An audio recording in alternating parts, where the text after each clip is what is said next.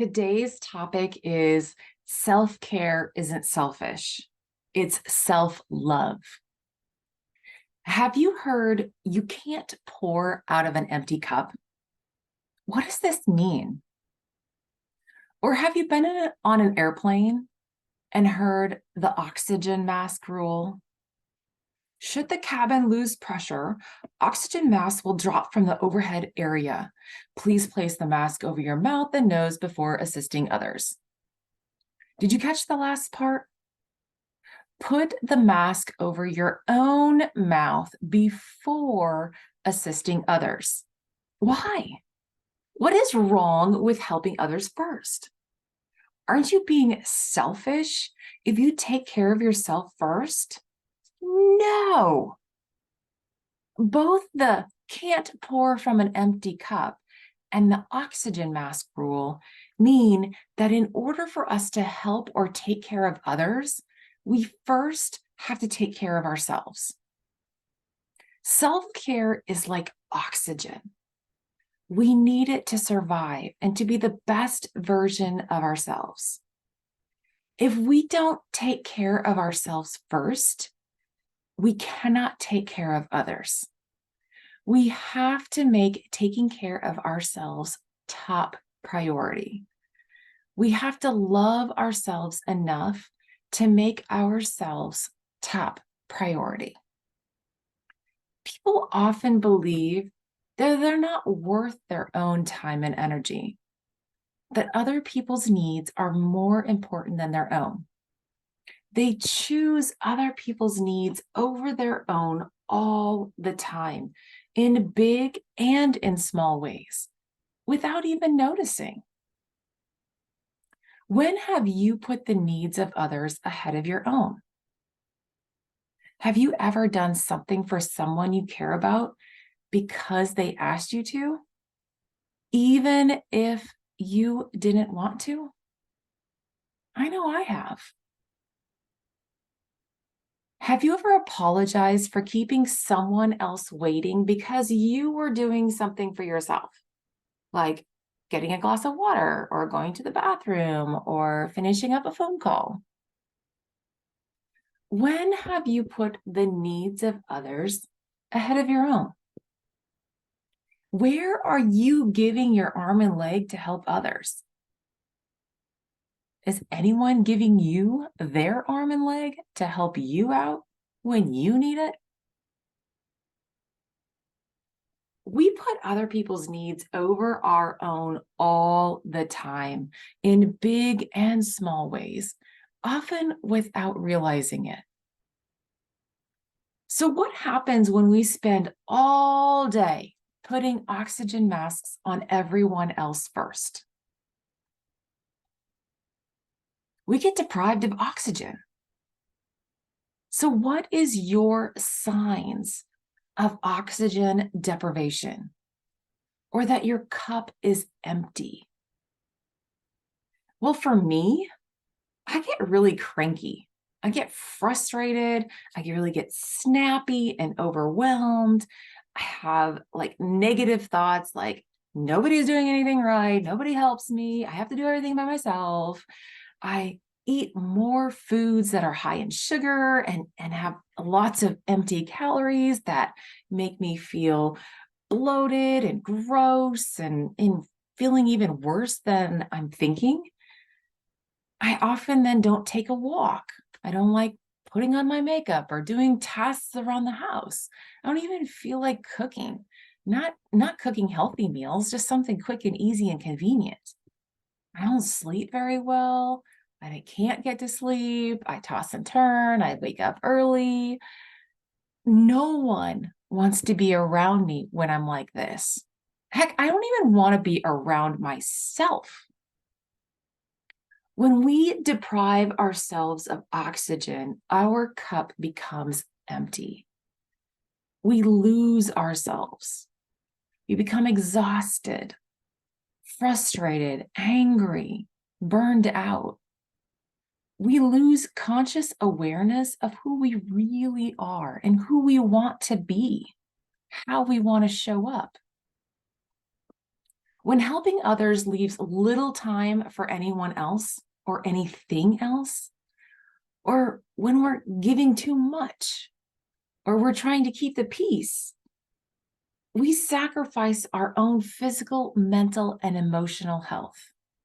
We have poured everything we have out of our cup. We are empty. We lose oxygen. We lose our life. So how do we keep a steady supply of fresh oxygen?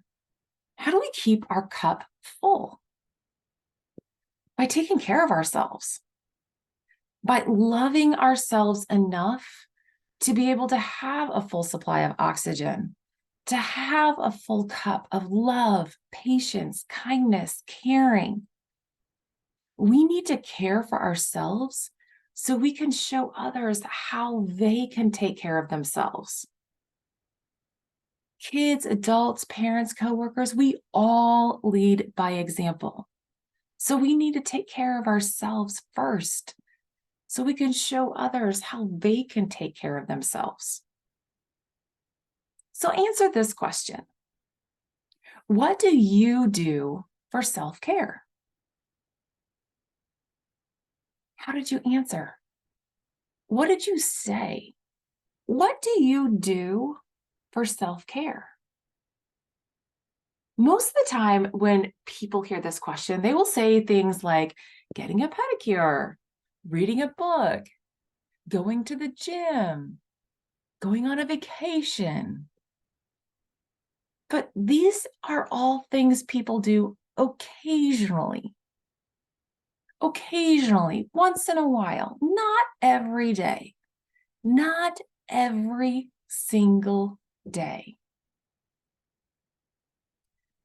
What would happen if a new parent occasionally cared for their newborn?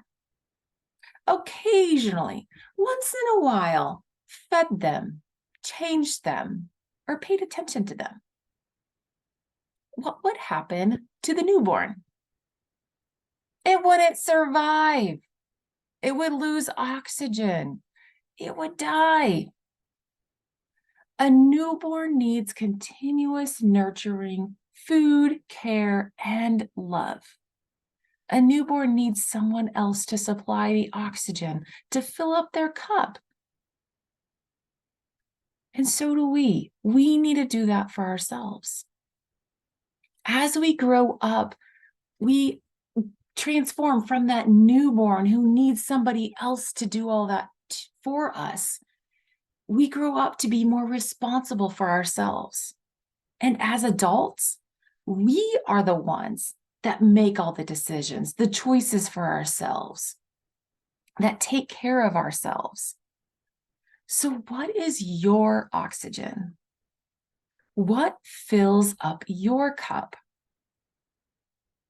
What do you do to show yourself that you love and care for you? Not occasionally, every single day. What does your mind, your body, and your spirit need to be at its best? To have your cup filled and your oxygen level at 100%. These are things that you can do every single day. Not occasionally, not once in a while, every day. What do you do for self-care to show yourself that you love you? I believe self-care and self-love are anchored through 4 things: nutrition, sleep, exercise, and personal control. Nutrition. Nutrition is the solid and liquid fuel that we ingest that allows us to function. So what type of fuel are you putting into your body? Is your body revved up like a winning race car? Or is it sputtering around like a heap of junk? What specific foods does your body recognize and optimize for peak performance? Most often, it is whole, real foods, the one ingredient kind: apple, carrots, green beans, meat, right? And drink more water, staying hydrated. Our body is like 70% or more water. We need plain water. How about sleep? Sleep is our body's way of repairing, renewing, recharging, and revitalizing. Getting regular, good quality and quantity sleep is vital and foundational to being able to make good decisions, to be able to concentrate and focus, for emotional stability, and boosting our immune system. So, what do you need to do to set yourself up for a good night's sleep? Shutting down the electronics at least an hour before bed. Shutting them down: TV, scrolling, computer, phone. Shut them down and take time to plan out the next day. Plan out what you're going to do and take note of at least 3 things you're grateful for. And going to bed like that will set you up for a good night's sleep. Now, the third thing is exercise. Your body is meant to move. Literally, it moves every second of every day. Your heart and your lungs are moving constantly. A quote is this: "To be alive is to be moving. Inhibit movement and you create illness. Stop moving and you're dead." We are meant to move. So what are you doing each day to move your body, to make your lungs more efficient, to strengthen your muscles, to keep you agile and strong? Start somewhere. If you're not doing something currently, start somewhere. Walking, stretching, doing yoga, maybe some body weight exercises. But move your body every day. It will thank you. Your joints will thank you. Your heart will thank you. Your lungs will thank you. And the fourth thing is personal control. Personal control is about the things you have control over.